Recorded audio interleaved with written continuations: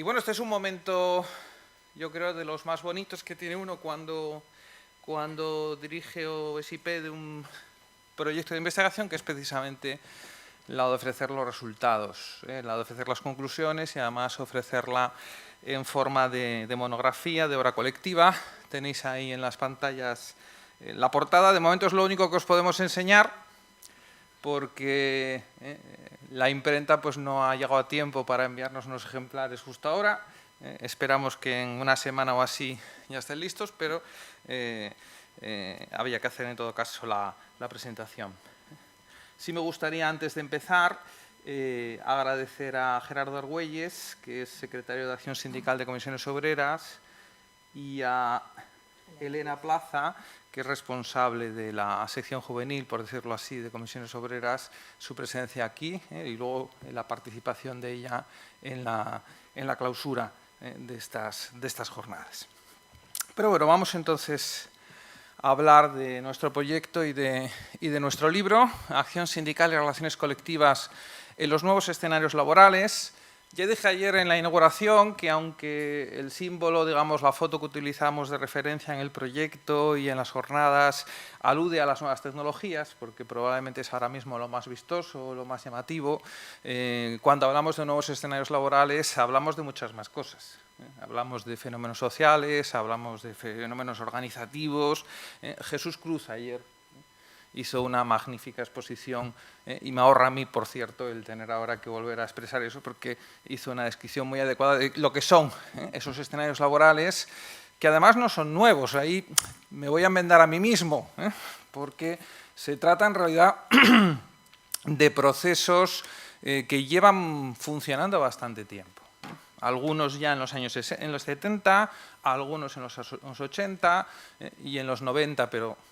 estamos en 2022, por lo tanto estamos hablando de un proceso que viene ya de atrás, aunque es verdad que siempre nos sorprende con nuevas manifestaciones y con nuevos efectos. O sea que me enmiendo, pero solo en parte. Bueno, nuestra idea cuando empezamos a hacer este proyecto no era tanto la descripción de los nuevos escenarios, porque eso ya cuando planteábamos hace 3 años y medio el proyecto, pues ya más o menos había estudiado con mucho detalle, ya había mucha bibliografía sobre lo que eran esos nuevos escenarios laborales, las plataformas, los multiservicios. Hombre, obviamente tienes que hablar de ello y tienes que analizarlo, pero no era nuestro objetivo. Nuestro objetivo era dar un paso más. Bueno, ya tenemos el problema identificado, tenemos el problema diagnosticado, vamos a tratar de dar soluciones o de dar respuestas a cómo tenemos que plantear esos nuevos escenarios laborales. Y de hecho, la hipótesis de partida de nuestro proyecto, Alternativas para una acción sindical eficaz en el nuevo modelo de empresa, se habló ayer de AUNAS, ¿no? Del acrónimo, que no lleva acento por eso, porque es acrónimo, pero sí. Jesús Cruz y Wilfredo Sanguinete tienen razón, es AUNAS. La intención era esa, mandar ese mensaje. Lo que pasa es que, bueno, al ser acrónimo de Alternativas, una acción sindical eficaz, pues no le poníamos acento. Digo que la hipótesis de partida es que las instituciones tradicionales de derecho colectivo, lo que es la negociación colectiva, lo que es la libertad sindical, la huelga, el convenio colectivo, no han quedado desfasadas, siguen siendo necesarias en este nuevo contexto socioeconómico. Lo que hacen falta son ajustes, lo que hace falta son determinadas adaptaciones. Y es una hipótesis de partida que creo que hemos confirmado, que nuestra conclusión es esa. Realmente siguen siendo necesarias, siguen cumpliendo una función. Me atrevería a decir que probablemente hoy incluso con necesidad reforzada, digamos que después de una temporada en que teníamos unas relaciones laborales muy asentadas, muy estables, muy sólidas, volvemos a estar en un momento de cierta incertidumbre, de cierta inseguridad y, por lo tanto, esas instituciones tradicionales vuelven a tener casi la necesidad o el objetivo que tenían en su origen cuando se crearon, cuando empezaron, porque se viven en algunos de estos nuevos escenarios laborales situaciones que recuerdan a momentos de otras épocas del derecho del trabajo. Entonces, realmente sí que siguen siendo necesarias. La obra la hemos dividido en varios apartados, en básicamente tres. El primero es, digamos, el dedicado a analizar lo que es el interés de lo colectivo, la importancia de lo colectivo. Es una parte que tiene 3 capítulos y que entendíamos que esta idea de la importancia de lo colectivo había que analizarla de forma interdisciplinar. Obviamente es necesario reflexionar otra vez sobre la importancia de lo colectivo desde el punto de vista jurídico, ese era mi trabajo, pero había que incorporar la visión sociológica y ahí intervinieron Vanessa Rodríguez y Sergio Vejega, profesores de Sociología en la Universidad de Oviedo, y había que introducir también una perspectiva más filosófica, que fue la tarea de Leonor Suárez Llanos. Y son esos precisamente los 3 capítulos que comportan esta primera parte de la obra. Y desde el punto de vista jurídico, bueno, hay poco que afirmar. Quiero decir, es verdad, y yo creo que se puede analizar. Tal vez la doctrina laboralista ha descuidado un poco en algunos años el estudio del derecho colectivo. Porque no es que se haya abandonado, ha habido obras, ha habido trabajo, ha habido aportaciones muy importantes, pero es verdad que si uno mira la proporción de producción científica, es un porcentaje relativamente pequeño en relación con otras materias. Y llama la atención porque, y de hecho fue una de las razones también de abordar el proyecto, de hacer un proyecto en materia colectiva, porque realmente el derecho al trabajo no se entiende sin la versión colectiva. Porque la autonomía científica de derecho al trabajo, sus instituciones propias, los que le dan la certificación de disciplina científica autónoma, son precisamente las colectivas, o mayoritariamente las colectivas. Luego hay otros elementos, por supuesto, pero yo creo que no se puede discutir eso. Y de hecho, una de las discusiones que se tiene ahora en la doctrina laboralista moderna sobre la necesidad de romper las fronteras del derecho del trabajo, que vaya más allá del trabajo asalariado, lo que ya supió en los años 90 en el famoso informe por la Comisión Europea, llamó el derecho común del trabajo, un derecho del trabajo que llegase a prestaciones de servicios no estrictamente laborales, no estrictamente asalariadas, pero con una situación de subordinación similar. En realidad tiene mucho que ver también con lo colectivo, porque gran parte de las instituciones del derecho al trabajo que se quieren hacer llegar, que se quieren hacer extender, son precisamente las colectivas. La organización, la sindicación, algún tipo de negociación colectiva, la defensa colectiva de intereses. Y desde ese punto es como yo lo abordo en este capítulo, donde me planteo sobre todo la funcionalidad de la libertad sindical y su regulación actual para afrontar precisamente estos nuevos escenarios laborales. Y el dictamen, digamos, desde el punto de vista jurídico es que las posibilidades que tiene la legislación actual sobre libertad sindical son muy, muy favorables a adaptarse a los nuevos escenarios, desde el punto de vista jurídico. Ojo, porque tenemos un derecho a libertad sindical que tiene un carácter universal, que está incluso en la Declaración Universal de Derechos Humanos. A veces creo que olvidamos ese pequeño detalle cuando discutimos sobre el ámbito de aplicación de la libertad sindical. Si es un derecho humano,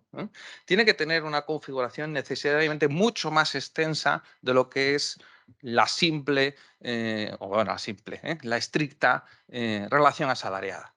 Así lo entendió el legislador en la Ley Orgánica de Libertad Sindical, que ya adopta un concepto que muchos autores han llamado de sociológico, de lo que es trabajador, incluyendo parcialmente a los autónomos, a los jubilados. Y así lo han entendido los tribunales españoles, el Tribunal Constitucional y el Tribunal Supremo, que no han dudado en ningún momento cuando se han encontrado con situaciones de vulnerabilidad en extender la protección de la libertad sindical más allá de lo que es la formalidad jurídica de ser o no ser asalariado. Empezamos con los extranjeros en situación ilegal, se ha seguido con los socios en sociedades cooperativas y se ha incluso, aunque de manera menos directa,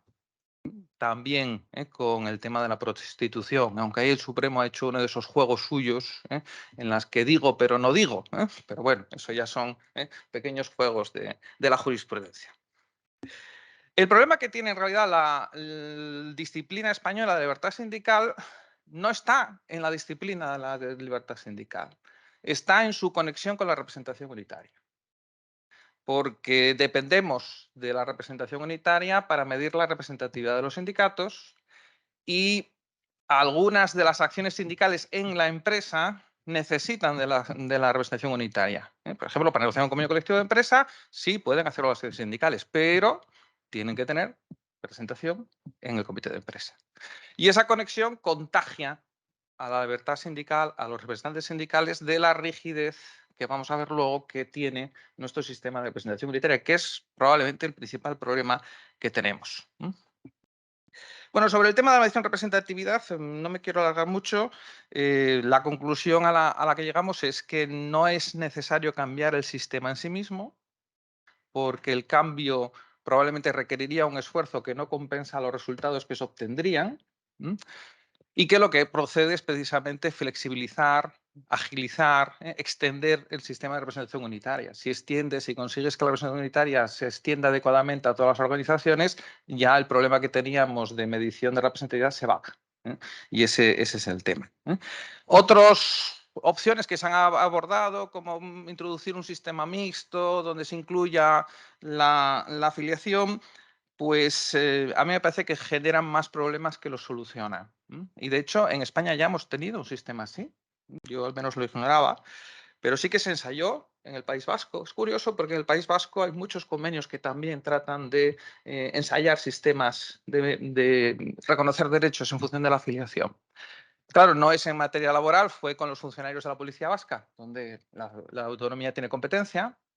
y generó un sistema mixto, con representantes unitarios por un lado y luego representantes sindicales que se elegían en función de la afiliación. Y se creó, claro, porque ese es el problema. ¿Cómo mides la afiliación? Bueno, pues creamos una comisión independiente de expertos que haga la medición de la afiliación. Aquello acabó como el Rosario de la Aurora, porque los sindicatos minoritarios no se fiaban de la comisión de expertos, nos demandaron al Comité de Libertad Sindical de la OIT y el Comité de Libertad Sindical de la OIT dijo: sí, el sistema que tiene la ley vasca es compatible con los convenios de la OIT, pero por muy compatible que sea, si no genera confianza, no funciona, no sirve. Y si tiene usted unos sindicatos que no se fían, tiene usted que plantearse cambiarlo. Y se cambió. De hecho, ahora el sistema en la ley vasca de policía es representación unitaria, resultados electores y Santas Pascuas Plim. Además, cuando lees parece que les faltó por eso. Y Santas Pascuas Plim, no queremos más problemas. Por lo tanto, lo digo como ejemplo de que a lo mejor algunas fórmulas que nos plantean como muy sugerentes pueden luego en la práctica no ser tan eficaces o tan relevantes como uno se piensa. Bueno, por ir abreviando un poco, porque todavía tengo que hablar de algunos capítulos más, hablaré también, perdón, de la otra cuestión. He dicho, no hay obstáculos jurídicos para que desde el punto de vista sindical se aborden los nuevos escenarios laborales en la normativa española. Eso no quiere decir que no haya otro tipo de obstáculos. Y tenemos un obstáculo que vamos a llamar sociológico, más que nada por la dimensión del estudio, que es el siguiente capítulo, que es la confianza de los ciudadanos en los sindicatos. Sergio y Vanessa han hecho un estudio que además es rara avis. Se han hecho pocos estudios en la doctrina internacional, pero en concreto en la española en particular, muy pocos sobre la confianza de los ciudadanos en los sindicatos. Ellos lo hacen con una fuente poco fiable, que es el... A ver, os vais a reír, pero no tiene nada que ver con lo que estáis pensando, que es el CIS. No lo digo por la cuestión política, sino porque el CIS no ha sido muy serio en sus encuestas sobre fiabilidad de las instituciones. Porque ha quitado las instituciones cuando ha querido, ha puesto unas, ha quitado otras y no ha hecho siempre la misma pregunta. Y eso, desde el punto de vista del análisis científico, es brutal. Si te cambian la pregunta, ya las respuestas ya no las puedes valorar de la misma manera. Entonces han tenido que hacer un poco un caje de bolillos para poder sacar conclusiones de unas encuestas que son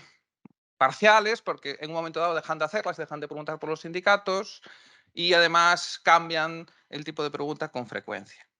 Y bueno, la conclusión ya os la podéis imaginar. La confianza de los ciudadanos españoles en el CIS en los años en que se tienen los datos, que son el 2003 al 2015, era baja. Era muy baja. Lo cual les genera a los dos investigadores el problema, porque claro, ellos planteaban, el sindicato se encuentra con que algunos de sus instrumentos tradicionales de lucha, vinculados a la revolución industrial y a las grandes empresas, pues están reduciéndose porque, bueno, porque el entorno ecológico donde habían surgido pues está disminuyendo y está desapareciendo. La alternativa es tener una vocación más social, abrirse a la sociedad, ¿no? A convertirse en un cauce de reivindicación de intereses sociales, que yo creo que es lo que están haciendo los sindicatos precisamente. No son tontos y ellos se plantean bien sus estrategias. Pero claro, si te encuentras con un nivel de confianza muy bajo en la ciudadanía, esa posibilidad, esa puerta abierta, pues se hace más cuesta arriba, se hace más problemática. Seguramente en parte por ese arma de doble filo que es la institucionalización. Por un lado, te legitima mucho al sindicato, le da un papel muy importante dentro del sistema jurídico, pero a la vez es un arma de doble filo. De hecho, lo que sí han deducido de las encuestas del CIS es que las personas que muestran desconfianza más alta hacia los sindicatos son precisamente las personas que en general en las otras preguntas que se hacen en el CIS sobre las otras instituciones muestran también un nivel muy alto de desconfianza hacia el sistema en general. Entonces, claro, si tenemos un sistema como no súper institucionalizado, el sindicato forma parte del sistema y por lo tanto quien está contra el sistema lo ve no como una solución sino como parte del problema. Ese es digamos, el análisis que a mí me pareció muy interesante, por cierto, que han hecho eh, em, Sergio y Leonor. Perdón, y Vanessa, que encima además está aquí. Digo Leonor porque el siguiente capítulo es el de Leonor, el análisis filosófico sobre la representación y el trabajo. Nosotros le pedimos a Leonor que hiciera un estudio sobre la importancia de lo colectivo y cómo, de qué alguna manera, podemos mantener esa importancia de la idea colectiva en la sociedad moderna, ¿no? Con los valores actuales. Y ella lo resuelve de la siguiente manera. Ella habla de 3 Rs. La R1, que es el reconocimiento, que probablemente es el que más se ha descuidado en el ámbito colectivo siempre, que es reconocer, comprobar las necesidades particulares de las personas, sus problemas concretos, sus necesidades de conciliación, sus necesidades personales, su ideología, hasta los sentimientos, incluyen toda esta cosa, ¿no? Que cuando estás hablando de lucha colectiva, cuando estás hablando, eso queda en un segundo plano. Hay la R2, que es la redistribución, que eso sí ha formado parte siempre de las mesas de trabajo en la acción colectiva, que es reclamar, reivindicar, evitar la discriminación, reclamar los derechos de los más vulnerables. Y la representación, la R3, que es la solución que el derecho del trabajador tradicionalmente a esta idea, ¿no? La representación colectiva para conseguir esa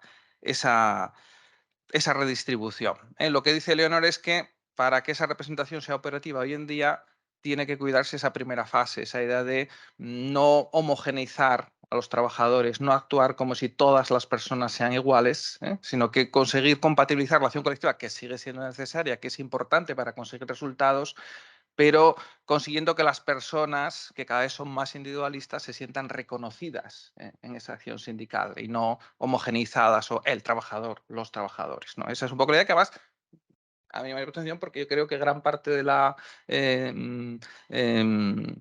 conferencia de ayer de Stefano Bellomo iba un poco en la misma dirección. Iba precisamente a reivindicar, sin abandonar lo colectivo, la autonomía individual. Y bueno, en relación con el tema de libertad sindical, y aunque ya está en otra parte del libro, tengo que hablar también del capítulo de Covadonga González Villar, que es nuestra última incorporación. Ella precisamente aborda la parte que yo dejaba apuntada en mi capítulo. Hay que reformar la representación unitaria. ¿Cómo hay que reformarla? Y ella plantea una serie de soluciones que pasan necesariamente por focalizar la representación unitaria no en el centro de trabajo, sino en la empresa.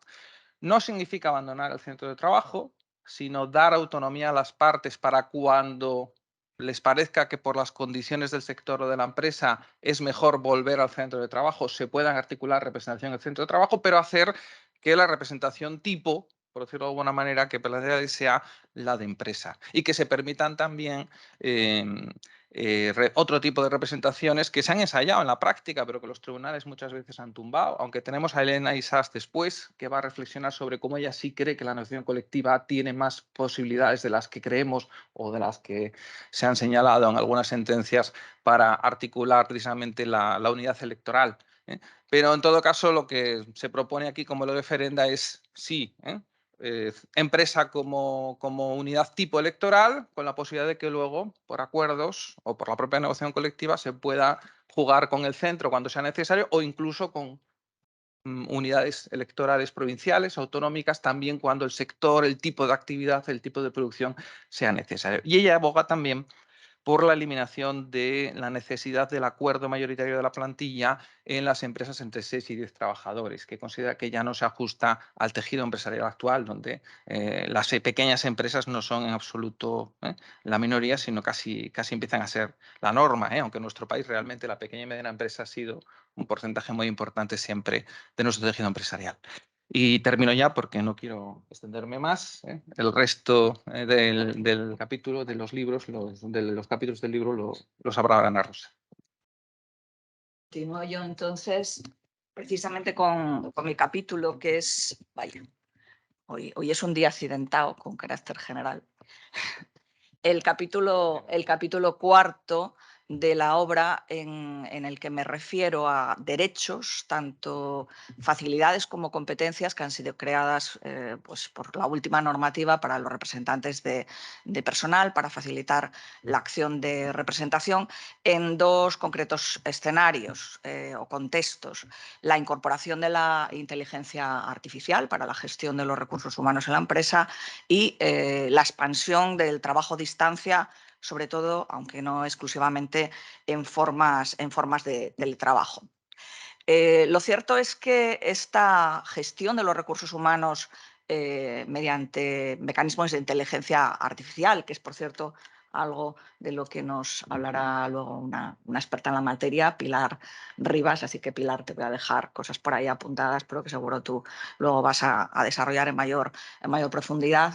Y bueno, ya me dirás si compartes alguna idea o no, aunque aquí solo voy a hacer alguna referencia a lo que expongo en el capítulo Abuela Pluma. Pues bien, como digo, la literatura, sobre todo desde el punto de vista de organización de empresas, recursos humanos, era muy entusiasta con la potencialidad del recurso a procesos automatizados o semiautomatizados, con quizá una mínima intervención de personas para pues procesos de selección de personal, para la organización del trabajo, tanto desde la organización del tiempo hasta el cálculo de las retribuciones, incluso para la toma de decisiones de reducción de la plantilla y de extinción de contratos de trabajo y a quien convenía que esto afectase. Porque bueno, se partía un poco de la convicción de que era la matemática, ¿no?, la que reconducía a una decisión y que la matemática es una ciencia neutral, que por tanto estaba ese proceso dominado por la objetividad y no por la subjetividad. Pero ciertamente, y ya no solo desde el mundo del derecho, yo creo que desde el mundo del derecho se ha sido más crítico, pero también incluso ahora, bueno, pues las últimas cosas que se pueden leer en el ámbito de los recursos humanos están dando cuenta que el algoritmo no es neutral, que el algoritmo se dice pues es bueno en la medida en que lo son los datos de los que se alimenta. Habrá que comprobar si esos datos de los que se alimentan, ya el mero hecho incluso de recabarlos, puede suponer una lesión de derechos humanos, que tiene que ver con cómo maneja esos datos, es decir, cómo se ha configurado el programa de manera que va aprendiendo. Y ese aprendizaje puede llevar a vicios y puede llevar además a vicios y sesgos que ponen en riesgo pues, otros derechos humanos y fundamentalmente el de igualdad y no discriminación, ¿no? Puede conducir a las que ahora ya llamamos discriminaciones algorítmicas, que probablemente es un tema del que Pilar, que yo creo que le gustan las dos cosas, hablar de inteligencia artificial, pero hablar también de cuestiones de igualdad y no discriminación, pues aborde. Se ve, por tanto, que tiene alguna ventaja. Esto podría ser innegable desde el punto de la organización de empresas, pero tiene muchos riesgos. Y, de hecho, la propia Comisión Europea, en el libro blanco sobre inteligencia artificial, pues dice que la gestión a través de algoritmos es un elevado riesgo en sí mismo, dice, en cualquier ámbito que se produzca. Y nos habla, cuestión que compartimos, nos habla de la necesidad de crear un ecosistema de confianza también por parte de las personas trabajadoras, ¿no? que se ven afectadas por esa gestión automatizada o semiautomatizada, como decía, un ecosistema de confianza, y para que haya ese ecosistema de confianza se necesita más regulación, se necesitan más control y control también sindical, porque es muy preciso aquí que haya una gobernanza colectiva. Por tanto, bueno, volvemos sobre una idea que se repitió varias veces aquí ayer por parte de muchos ponentes, que era, bueno, pues la necesidad de que se deje al diálogo social y a la negociación colectiva el complemento de muchas de las disposiciones que hay en la norma, sin perjuicio de que la propia norma también puede ser mejorada. Y en este sentido, pues la propuesta, mi propuesta, es que yo creo que sería necesario un acuerdo interconfederal, un acuerdo intersectorial que regulase, complementando lo que se dispone en la actualidad en la letra D del artículo 64.4 del Estatuto de los Trabajadores, que es la nueva disposición que incluyó la llamada Ley Rider, que focalizó mucho la atención en esa parte de la norma en que se hablaba sobre la naturaleza jurídica de los riders, pero bueno, quizá mi visión también sea sesgada, pero mi visión es que realmente la parte más interesante o importante de esa Ley Rider es precisamente esa nueva competencia de los representantes de personal,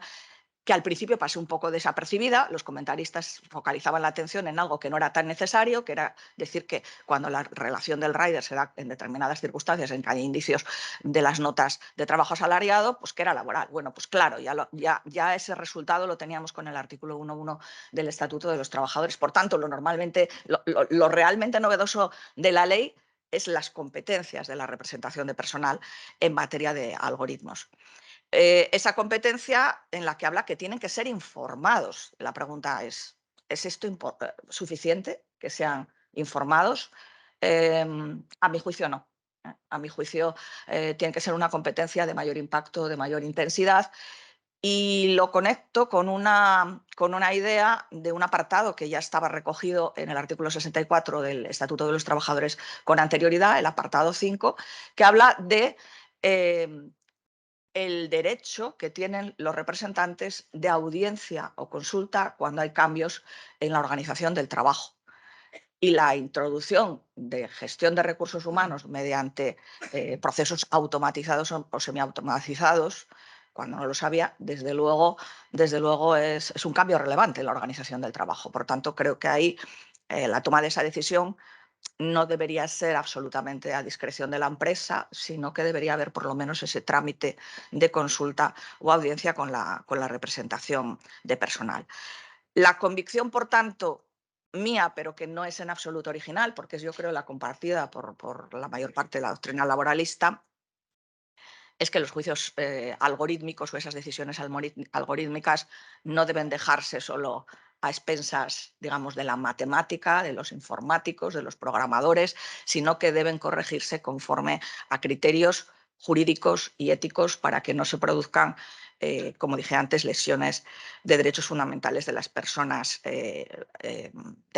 afectadas. No voy a entrar en esto aquí, pero claro, es necesario también referirse a la normativa de protección de datos, tanto al Reglamento Europeo como a la norma interna, porque es muy importante que se tengan muy presentes principios como el de minimización de los datos que se soliciten o se recaben, por ejemplo, para un proceso de selección de personal, que se tengan en cuenta también el principio de calidad de esos datos, que se eviten sesgos. Bueno, la verdad es que ese tema me parece muy interesante, pero no quiero entrar en ella, a lo mejor Pilar lo hace, de las entrevistas que se hacen a través de chatbots o grabaciones en que se introducen sesgos, además para precisamente los grupos más vulnerables, ¿no? Porque ella a lo mejor habla precisamente de ejemplos que ya son conocidos, de cómo se puede atribuir un determinado gesto TIC a una falta de determinada competencia, y bueno, puede venir pues de una diversidad funcional de la persona que se está entrevistando, utilizando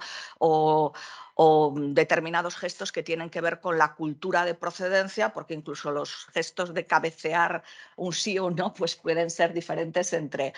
culturas. Entonces, bueno, la máquina toma decisiones que puede corregir una persona. Y por eso, bueno, ya también desde los documentos comunitarios, y aquí habría que tenerlo también muy en cuenta, es necesario que se asegure una intervención humana siempre y que sea una intervención humana de calidad, es decir, que no sea cualquier persona de la empresa sin que no tenga luego mucha capacidad de decisión, sino que sea una persona con capacidad de mando, que tenga delegado el poder directivo y que pueda en ese mismo momento pues, corregir las decisiones que provienen de la máquina si esas entienden que están viciadas. Para ello hay una guía, por cierto, mención así de pasada, del Ministerio de Trabajo, en el que participaron algunos compañeros, que me parece que sienta unas bases muy buenas, importantes, para completar esa letra D del artículo 64.4 y señalar por dónde pueden ir los controles sindicales, por dónde puede ir la participación del personal y la posibilidad incluso de someter a auditorías externas, ¿no? Este proceso del uso de los algoritmos. Otra propuesta que yo hago, seguramente condicionada por el ámbito en que me encuentro, el ámbito territorial, la comunidad autónoma, es la posibilidad, puesto que esto es una materia en que se requiere, yo creo, una hiperespecialización, ¿no? Bueno, no voy a entrar en el asunto de que siempre se dice que de lo que no hay que informar es del código fuente, porque eso formaría parte del secreto industrial, del secreto empresarial, pero sí que debe explicarse a una persona que consiga entender a qué pueden conducir esos procesos algorítmicos y corregir, se requiere especialización, y por eso me parece que podría ser importante que hubiera un diálogo social para crear una figura al estilo, por ejemplo, de los delegados, delegadas territoriales en materia de prevención de los riesgos laborales, o delegadas agentes de igualdad para el caso de la igualdad. Podríamos plantearnos aquí un problema competencial, pero yo creo que no lo hay, en la medida en que, bueno, sí hay competencia en materia incluso autonómica de igualdad, y hay un problema que puede existir de discriminación algorítmica en la base. Por tanto, yo creo que sí que podría ser interesante ahí que haya pues una cierta sintonía, como por ejemplo en esta comunidad autónoma, en Asturias, ha habido para la creación de estas figuras entre administración, sindicatos, empresarios, para que las dos partes intervengan en la elección de estas personas, que tengan una formación cualificada, que puedan orientar a las empresas, que puedan detectar las irregularidades y que puedan luego pues, hacer propuestas para su corrección. Que esa corrección mejor que sea mediante la propia negociación con las partes afectadas, pero en último término, como hay en las otras figuras, si no es por las buenas, que haya finalmente pues también una actuación por parte de la Inspección de Trabajo, como pasa con esas otras figuras. Creo que me estoy extendiendo demasiado para llegar a los otros capítulos, pero bueno, quiero referirme siquiera mínimamente a la Ley 10/2021, que regula el trabajo a distancia. No a la parte individual, por supuesto, pese a que es muy interesante y ayer se hizo alguna referencia a ella, sino a la parte de los derechos colectivos. Y aquí el precepto nuclear, el precepto central, es el artículo 19 de la Ley de Trabajo a Distancia.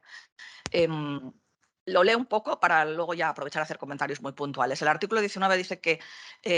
la empresa deberá suministrar a la representación legal de las personas trabajadoras los elementos precisos para el desarrollo de su actividad representativa. Y luego cita, entre otros, el acceso a las comunicaciones y direcciones electrónicas de uso en la empresa y la implantación del tablón virtual. Yo la lectura que hago aquí, sin detenerme mucho aquí en los comentarios, es que como hay una cláusula abierta, ese entre otros, aquí hay un precepto que me recuerda al artículo 14 y siguientes de la Ley de Prevención de los Riesgos Laborales. Es decir, yo quiero entender que se puede deducir de aquí un deber general del empresario de facilitar la interconexión entre representación de personal y personas representadas. Y que luego hay unos deberes específicos, que son los dos que menciona expresamente: el tablón virtual y el proporcionar las direcciones de correo electrónico. Por tanto, caerá la carga de la prueba, por así decir, la necesidad de acreditar la insuficiencia de los recursos que hay en los representantes de personal, pero si los representantes de personal acreditan esa insuficiencia, la empresa estará obligada a proporcionar lo que sea necesario cuando se ha recurrido al trabajo a distancia, especialmente si se ha acudido al trabajo a distancia de forma mayoritaria, sobre todo si es la propia empresa quien ha promovido a lo mejor que trabajadores que lo eran presenciales pasen a desempeñar la modalidad de trabajo a distancia. Muy brevemente, también ahí hay algunas consideraciones, un análisis apoyado en literatura jurídica previa de otros compañeros y compañeras sobre la necesidad de revisar la jurisprudencia existente hasta el momento, que cuestionaba que permaneciese, que siguiese habiendo una obligación de la empresa de facilitar direcciones de correos electrónicos a los representantes de personal para ponerse en contacto con las personas representadas cuando no se utilizasen habitualmente en la empresa. Yo creo que, dado el carácter del nuevo artículo 19 y esa referencia a la amplitud, al deber general, ¿no?, de facilitar la interconexión cuando hay una plantilla deslocalizada, una plantilla que, por tanto, dificulta la acción colectiva que normalmente se desarrolla en el tiempo de trabajo, pues habrá que hacer todo lo necesario para facilitar esa conexión. Y entre todo lo necesario, y estoy un poco ya, como me suele ocurrir, hablando desordenadamente en relación con lo que tenía pensado, yo creo que es importante repensar o revisar la figura también del crédito horario, porque probablemente dentro de ese crédito horario haya que tener muy claro que puede haber desplazamientos allá donde las personas estén, cuando estos sean necesarios, y que probablemente sería bueno que en la negociación colectiva se reconsiderase también cómo tratar esos tiempos, incluso un poco más allá del límite del crédito horario que hay en el artículo 68 del Estatuto de los Trabajadores, que probablemente es un precepto que habría que haber también retocado a los efectos del trabajo a distancia, que yo creo que es un aspecto en que, mientras no lo haga el legislador, que creo que debería hacerlo, debe la negociación colectiva, porque además con la ley 10 de trabajo a distancia, yo creo que hay un riesgo de que es que estamos todos focalizando mucho la atención en el teletrabajo,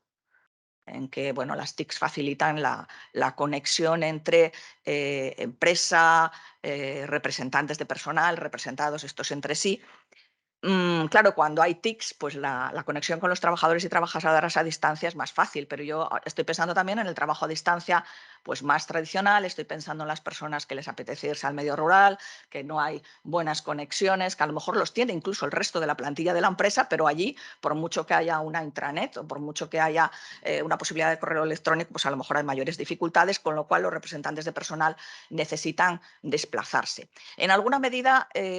lo tiene en cuenta la Ley 10, porque la Ley 10 también habla de la necesidad de promover la participación presencial en las acciones colectivas en la empresa, ¿no? Por tanto, también sería seguramente necesario asimilar a tiempo de trabajo los desplazamientos de las personas trabajadoras a distancia cuando hay un evento muy importante, pongamos por caso una asamblea del artículo 77 del Estatuto de los Trabajadores en el centro de trabajo, para que ese día a lo mejor su jornada laboral se reduzca en la medida en que necesiten desplazarse al centro de trabajo para favorecer, como la ley lo pide, la participación presencial. Sin perjuicio, de nuevo, en que en empresas que sí estén muy familiarizadas con las TIC o que los usen habitualmente, esto quizá no sería necesario, porque bastaría, como lo estamos haciendo aquí, con hacer una retransmisión virtual de la asamblea en una fórmula en que pueda haber un chat, en que haya una participación, en que se pueda escuchar las reivindicaciones de los trabajadores y trabajadoras a distancia, que unas veces pueden ser comunes con los trabajadores presenciales, pero muchas veces pueden ser reivindicaciones específicas por su particular situación, con lo cual es importante que su voz se escuche. Yo creo que, lo dije antes en relación con las direcciones de correo electrónico, que había que corregir la jurisprudencia. Yo creo que aquí el legislador nos lleva a reconsiderar en general que la empresa no deba facilitar algunas cosas porque supongan costes. Lo que pasa es que también tampoco podemos dejar que favorecer la democracia en la empresa todo el coste recaiga sobre la empresa. Por lo tanto, yo creo, y para concluir con la referencia a este capítulo, yo creo que es necesario la implicación de todos los agentes. De nuevo, por un lado, un cambio de estrategias en los sindicatos, que tengan muy presente ese incremento, esa extensión que yo decía del trabajo a distancia, para que se escuche la voz de las personas trabajadoras a distancia. Un cambio en la conciencia de las empresas de que deben también hacer un aporte quizá mayor en la medida en que se recurre a fórmulas de organización de trabajo a distancia, pero también creo que hay que hacer una llamada a los poderes públicos para que quizá haya programas también de ayudas, ya que tanto hablan de que quieren recordar al medio rural, pero no sé si lo acaban de acordar del todo. Y hablo de medio rural, no me estoy refiriendo a actividades de trabajo necesariamente agrario, pecuario, sino, bueno, simplemente en localidades que no están en las zonas de las grandes ciudades y mejor comunicadas, ¿no? Bueno, pues que haya ayudas, ¿no?, para desarrollar esa actividad sindical y esa conexión personas representantes, ¿no?, en estas áreas. Paso luego a la parte tercera del libro. La parte tercera está configurada por 3 capítulos. El primero de esos capítulos ha sido realizado por la profesora Carolina Martínez Moreno, que nos acompaña. El segundo de los capítulos por el profesor José Soler Arrebola, que también es posible que nos acompañe desde Almería, aunque online, y por la profesora Remedios Menéndez Calvo, el tercero, que también nos acompaña. Ya os pido disculpas por adelantado porque probablemente no he a lo mejor sabido extraer lo mejor de vuestros capítulos a la hora de hacer el resumen para su presentación aquí. Así que, bueno, os animo a que después de que finalice mi intervención, pues si veis que ha habido algún déficit, alguna omisión de algo relevante, pues completéis esa referencia. La profesora Carolina Martínez Moreno se encargó de comentar la reforma del título tercero, fundamentalmente del Estatuto de los Trabajadores, por el Real Decreto Ley 32/2021 de 28 de diciembre. Hablándonos de cosas que también se comentaron en la magnífica ponencia del profesor Jesús Cruz en la sesión de mañana de ayer. Ella trata de analizar los claroscuros de la reforma. Yo creo que no puede ser de otra manera, con gran solvencia, puesto que es una experta en materia de negociación colectiva, y principalmente los aspectos que habían sido más criticados de las reformas de 2011 y de 2012, ¿no?, sobre ese título tercero, y que habían afectado a instituciones clave de nuestro sistema de negociación colectiva. Que casi siento como un poco de déjà vu al comentarlas, porque ayer hablasteis sobre ellas, incluso tú mantuviste algún diálogo con el profesor Cruz. Pero bueno, no está mal recordarlas. Me refiero al asunto de la descentralización de la negociación colectiva mediante ese recurso a una regla de prevalencia del convenio de empresa sobre el convenio sectorial, aunque de manera muy interesante el profesor Cruz nos enseñaba aquí unas estadísticas que nos hacían ver que, después de todo, y pese a los miedos que teníamos al impacto de esa reforma, seguía habiendo un claro predominio en la cobertura de negociación colectiva por parte del convenio colectivo sectorial, y que no habían sido tantos los convenios de empresa que se habían pactado desgajándose, digamos, utilizando esta regla de prevalencia sobre el convenio de sector. Y ha analizado también la profesora Carolina Martínez Moreno otro de los aspectos muy controvertidos de esa reforma del año 2012, que es el tema de la ultraactividad del convenio colectivo, ¿no? El hecho de que,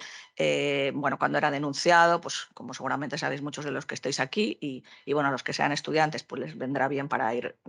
conociendo esto, se decía que el convenio colectivo, salvo pacto en contrario, pues decae, una vez denunciado, decaía ese proceso de negociación pasado un año, con lo cual se podía crear ahí un vacío de regulación que llevaba a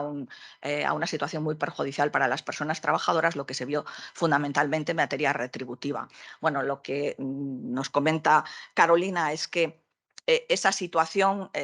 trató de ser atajada por la jurisprudencia, pero fue cerrada en falso, nos dice ella aquí, creo que utilizo tu expresión que no es mía, por la sentencia del Tribunal Supremo de 22 de diciembre de 2014, sí que nadie hubiese quedado muy convencido de que esa era la buena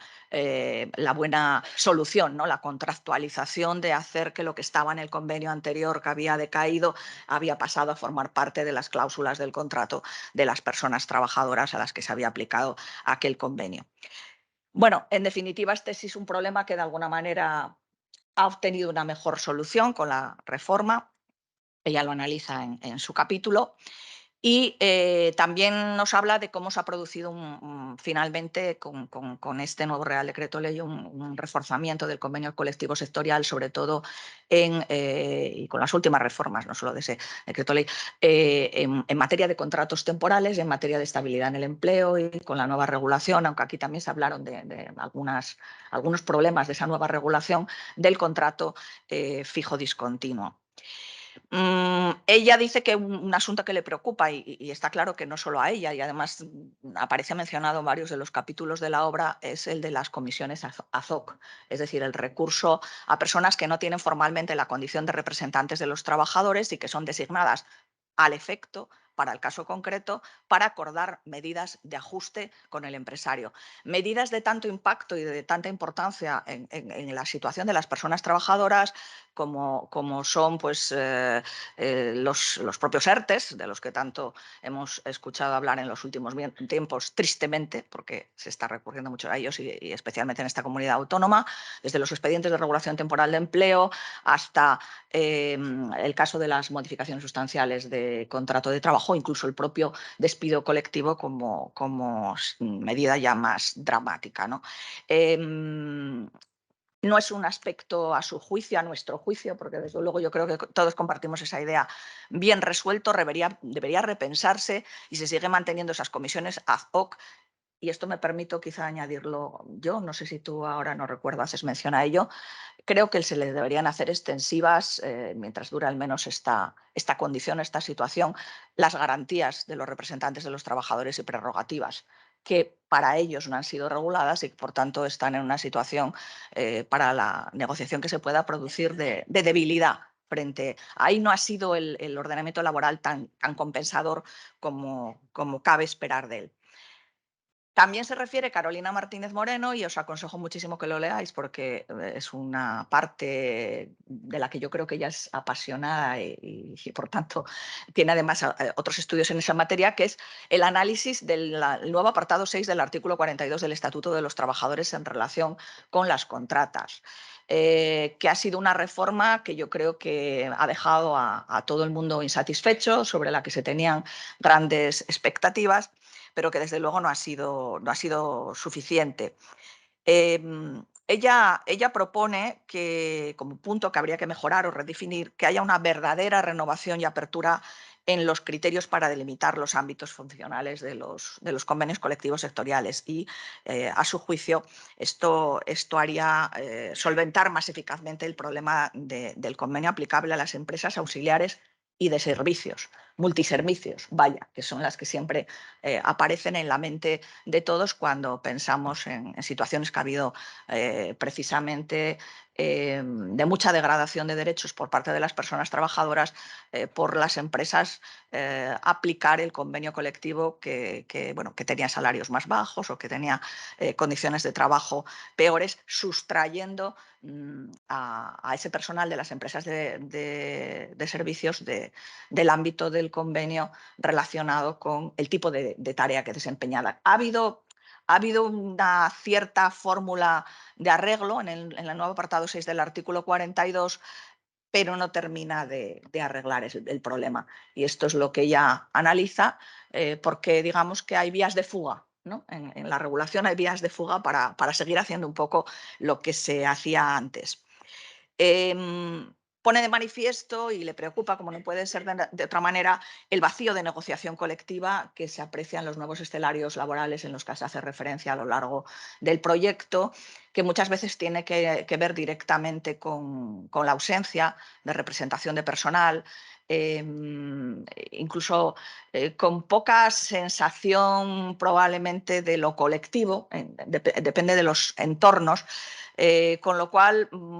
probablemente ahí, a falta de representación unitaria, podría haber una intervención de los sindicatos mayoritarios para negociar, pero ella dice que aunque podría el legislador intervenir para otorgar legitimación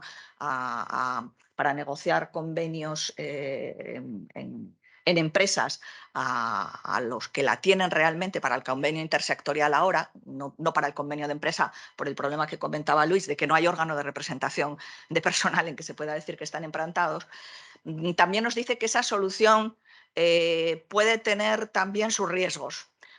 que tienen que ver con otra cuestión que comentó Luis, que es esa visión muy institucionalizada de los sindicatos mayoritarios por parte de la ciudadanía y por lo que algunos colectivos dicen no sentirse representados. Por tanto, tendrían que ser sindicatos mayoritarios, pero que de alguna manera hayan penetrado en esos ámbitos, aunque no sean el órgano de representación unitaria, y que tengan ya esa complicidad, que tengan ya ese eco en esas plantillas para darles esa legitimación social. No estamos hablando aquí ya de legitimación desde el punto de vista legal, sino legitimación social para intervenir. En este mismo capítulo paso ya a hablar un poquito del capítulo 7º, del que se ha encargado el profesor José Soler Arrebola, y que es el de las redes interempresariales, que también las personas asistentes tendrán una cierta sensación, no podía ser de otra manera, porque hemos traído a personas que son expertas en temas que precisamente nosotros abordábamos en nuestros capítulos. No ha habido un diálogo simultáneo, pero que para que se puedan contrastar opiniones, ¿no? Ayer nos hablaba el profesor Sanguinete Raimon de esas redes interempresariales. Ellos han trabajado juntos, ayer creo que no lo mencionamos, precisamente en proyectos de investigación, con lo cual, en buena lógica, seguramente que leyendo el capítulo de José Soler lo que nos encontraremos sean coincidencias, ¿no? en las opiniones con el profesor Sanguinetti. Nos habla de esa tipología que no reitero, de la que el profesor Sanguinetti habló ayer, de tipos de convenios colectivos en las redes interempresariales, algunos que buscan la coordinación, un poco situando a todas las empresas de la red al mismo nivel, pero otros en que hay una mayor verticalidad y una posición dominante. Y el problema aquí pues, es de la falta de coincidencia de intereses, muchas veces entre todos los sujetos que participan en la red. Es decir, es bueno que haya un convenio interempresarial, pero el problema es, por un lado, encontrar sujetos legitimados. ¿Qué intereses tienen esos sujetos legitimados, que muchas veces pueden ser contrarios, los de unos a los de otros sujetos legitimados, porque unas empresas a lo mejor el tipo de decisiones les favorece y a otras, por el contrario, les perjudica? Y en esa medida también el propio contenido del convenio colectivo pues habrá problemas para establecerlo, de nuevo por esa diferencia de intereses y porque los objetivos para negociar pues son diversos. A él le parecen que son más problemáticos los convenios colectivos que parten no de la coordinación o de un grupo, de una red interempresarial horizontal, sino vertical, y en que lo que se trata no es de una coordinación de condiciones de trabajo, sino de una homogeneización de condiciones de trabajo en el conjunto de la red, que probablemente esa homogeneización, entiende él, puede no ser interesante, a lo mejor sí desde el punto de vista empresarial, pero no interesante para las diferentes plantillas en diferentes territorios, incluso en diferentes estados, si hablamos de empresas translacionales. Es muy crítico, yo al leer, al escuchar sus consideraciones, así lo entiendo, es muy crítico con la opción legislativa por la legitimación cruzada que se ha hecho en el artículo 87 del Estatuto de los Trabajadores, cuando se determinó quiénes son los sujetos legitimados para negociar convenios colectivos en las redes de empresas. Legitimación cruzada, que para los que estáis en el público, fundamentalmente estudiantes que no conocéis esto, quiere decir que se ha aplicado la regla existente para la parte empresarial para los convenios de empresa. Por tanto, personas que sean directivos en las empresas serán quienes llevarán ahí la voz cantante, no asociaciones empresariales. Sin embargo, sí se recurre a las asociaciones sindicales para la parte trabajadora. Entiende él que esa regla presenta claroscuros, porque aunque puede tener alguna ventaja que sean los sindicatos más representativos, los sujetos legitimados, entiende que no es bueno que ello pueda producir cierto alejamiento de los órganos de representación unitaria, pues en alguna de las empresas en la red en las que a lo mejor esos sindicatos no están presentes, ¿no? De nuevo, porque faltaría esa legitimación social, digamos, aunque haya la legal a la que antes hemos hecho referencia. Y también apunta, y voy terminando con su capítulo, el problema que plantea que haya una ausencia de una expresa declaración de prioridad aplicativa del convenio supraempresarial sobre concretos de empresa, convenios de empresa que pueda haber en la red. Esto es un extremo que no nos ha aclarado el legislador, en que se pudieran plantear problemas de concurrencia, con la dificultad de determinar cuál es el aplicable, y en que de nuevo volvemos a esa diferencia de intereses entre diferentes empresas y ámbitos de la red, y que por tanto podíamos llegar a encontrarnos con cláusulas muy distintas. El que no haya una regla clara, entiende de nuevo que a quien desprotege es a la parte social, ¿no?, de esta relación. Y termina pues, bueno, sugiriendo que es necesario reordenar las estructuras empresariales, pero también reordenar las estructuras sindicales para que pueda haber una negociación colectiva bueno, claramente articulada, ¿no?, y operativa en las redes de empresas, y sobre todo que sería necesario revisar la normativa para que haya una regulación más clara al respecto, y en particular sobre este último aspecto que he mencionado, que es el de la concurrencia de convenios colectivos. Pues no se ha modificado el artículo 84 que habla de estos aspectos. El último capítulo es sobre una parte de la que se ha ocupado la profesora Remedios Menéndez Calvo, que analiza la diversidad e igualdad en el actual modelo empresarial y propugna la necesidad de una negociación colectiva inclusiva. Analizar en el seno de las relaciones colectivas de trabajo, bueno, la afectación a los grupos vulnerables, a la inclusión social, a la diversidad, era un objetivo transversal del proyecto de investigación. Lo era por la convicción de su importancia, y porque yo creo que podríamos decir que todos los que estamos en el equipo del proyecto somos unos apasionados y convencidos de la importancia de promover el derecho a la igualdad y no discriminación, comprometidos con la inclusión social y con el trabajo decente, en definitiva. Remedios Menéndez lo que hace es analizar una importante muestra de convenios colectivos para ver en qué medida incluían cláusulas de igualdad, pero no solo de igualdad, sino también de diversidad, es decir, tendentes a erradicar la discriminación, no solo por razón de sexo. Adelanto una conclusión que tenía más hacia el final, pero la adelanto ahora, porque ella dice que, bueno, si nos encontramos más cláusulas en los convenios que se refieren a la igualdad por razón de sexo, pero que también hay que tener en cuenta otros factores de diversidad. Por tanto, una conclusión es que nos faltan convenios con una visión integral. Tenemos una nueva ley integral recientemente aprobada que nos lleva más por ese camino. Se necesitan incorporar a los convenios cláusulas que tengan en cuenta pues, otro tipo de circunstancias personales que pudieran conducir a la discriminación, la diversidad funcional, ¿no?, el tema de la discapacidad,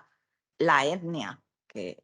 creemos que no lo tenemos, pero es un problema que tenemos también en España, la diversidad religiosa, cultural, la orientación y la identidad sexual, y haciendo referencia precisamente a la nueva ley 15/2022, que Remedios, aunque el libro al final todavía no haya salido, no le dio tiempo a corregirlo en pruebas, habría que hacer referencia a los nuevos motivos de enfermedad o condición de salud, un casus belli durante tiempo en la jurisprudencia, ¿no?, de si era causa de discriminación o no,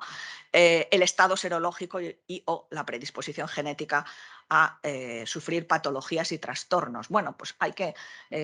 lo que ella comenta es que en este sentido hay algún buen modelo que seguir, algunas cláusulas interesantes en algún convenio, pero son muy pocas, y por tanto debería haber aquí una modernización de la negociación colectiva para introducir esa perspectiva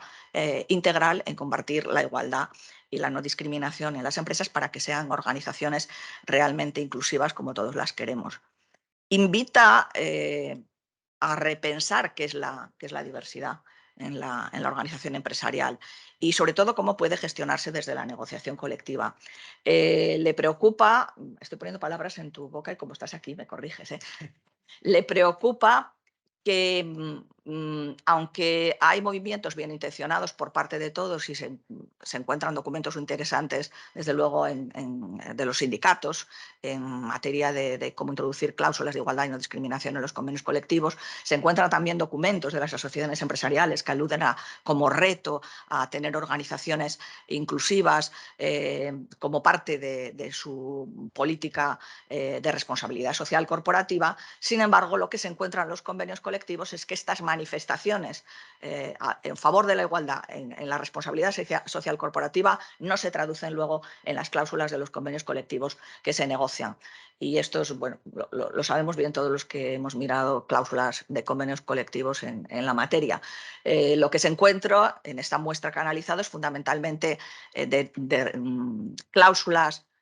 programáticas, proclamativas, creo que es la palabra que a ti te gusta estudiar, declaraciones de principios y como mucho medidas que denomina friendly en el sentido de que son, yo creo entender, de bajo impacto. Es decir, medidas que podrían servir como responsabilidad social corporativa, pero no como una cláusula de un convenio colectivo de la que surjan auténticos derechos y que sea eficaz a los efectos de corregir las situaciones de desigualdad. Por tanto, debería haber una introducción de cláusulas en los convenios que rompan con esa tendencia a simplemente hacer una declaración de principios de que estamos las dos partes muy comprometidas con la igualdad y ya veremos qué haremos sobre esto, sino que tiene que haber una regulación que realmente genere derechos de forma clara. Y que genere derechos de forma clara, retomando lo que dije al inicio, no focalizándose solo en la materia, aunque también, sin olvidarla,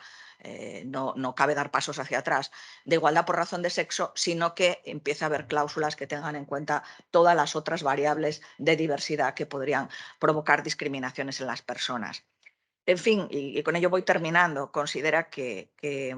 la garantía de la diversidad e inclusión son un desafío del siglo XXI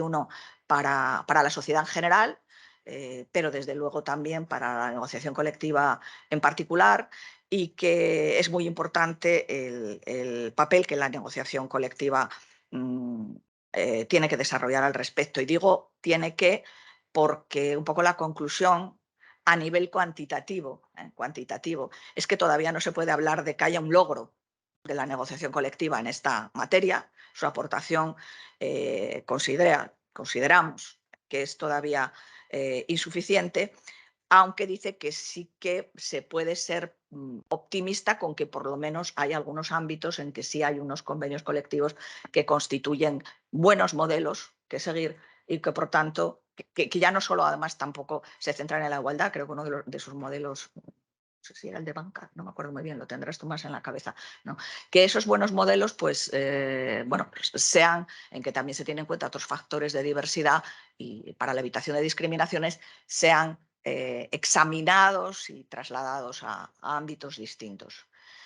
Y bueno, un poco, pues eso, abuela pluma y de manera quizá errática y con seguridad parcial, como me gusta decir siempre parafraseando al Arcos, que tiene un libro sobre esto de itinerario errático y parcial por las cosas, pues esta es mi referencia final. El resto de los capítulos y como digo, pues bueno, como seguramente lo he hecho con mayor seguridad respecto del mío, pero menos respecto del vuestro, el que se quería escoger, pues os cedo también la palabra para que puntualicéis o completéis lo que estiméis necesario. Y bueno, muchas gracias a todas y a todos por vuestra atención. Bueno, muchas.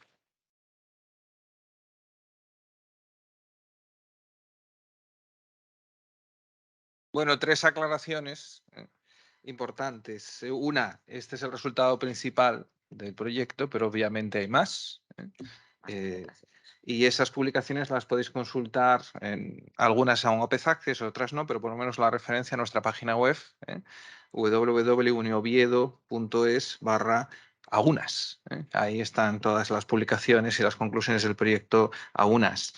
De hecho, hemos dejado fuera de esta exposición el tema de la huelga, que está entre los objetivos del proyecto, porque ese está cubierto por una monografía que ha publicado también Ana Rosa Argüelles. Pero bueno, queríamos darle más protagonismo ahora a la obra final, por eso no queríamos centrarnos en otra. Y quiero contestar también al decano de la Facultad de Derecho, que ayer me ha preguntado, oye, lo has dicho que parecía que era una despedida y que no iba a haber más proyectos o tal, ¿no? Bueno, yo creo que me falló el subconsciente, porque el cuerpo es lo que pide.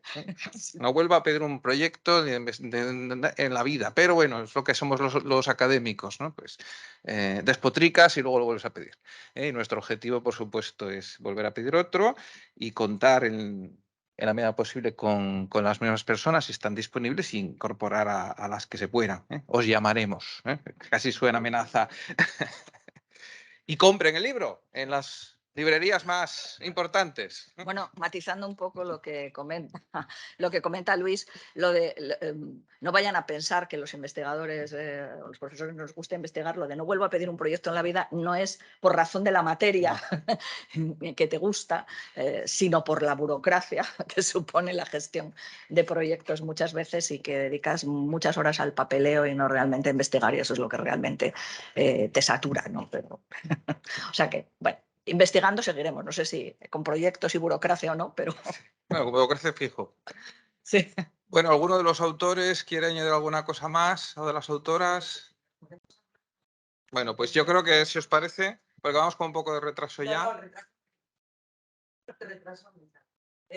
El resumen ha sido magnífico y la exposición, la de los dos, lo que la de Luis y la de Ana. Lo que ocurre es que, claro, a mí me entran unas ganas horribles de contar alguna cosa, incluso algún cotilleo que ayer contó en el taxi cuando bajábamos. El profesor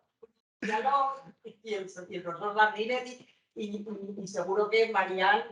y se lo dice a Samuel, y digo, eso de leer el 42.6 al revés, nanay. También es verdad que también lo dije yo y lo reconozco. En la secuencia de cosas que yo he escrito sobre la reforma laboral en relación con estos temas, yo ya cuando me leo, se me cae la cara porque he dicho 5 o 6 cosas distintas. A medida que voy escribiendo y que voy pensando las cosas y que voy hablando y leyendo lo que otras personas, otros colegas, seguramente mucho más listos que yo, han dicho, opinan o han escrito, pues es que ya me leo y me contradigo y me vuelvo a escribir y vuelvo a contradecirme. Así que nada, muy divertido. Bueno, vamos casi vamos a hacer una cosa, vamos a hacer unidad de acción con Pilar, no, con Elena, es la que va ahora, ¿no? Sí, sí. Y luego haremos un descanso y haremos otra unidad de acción con Pilar y la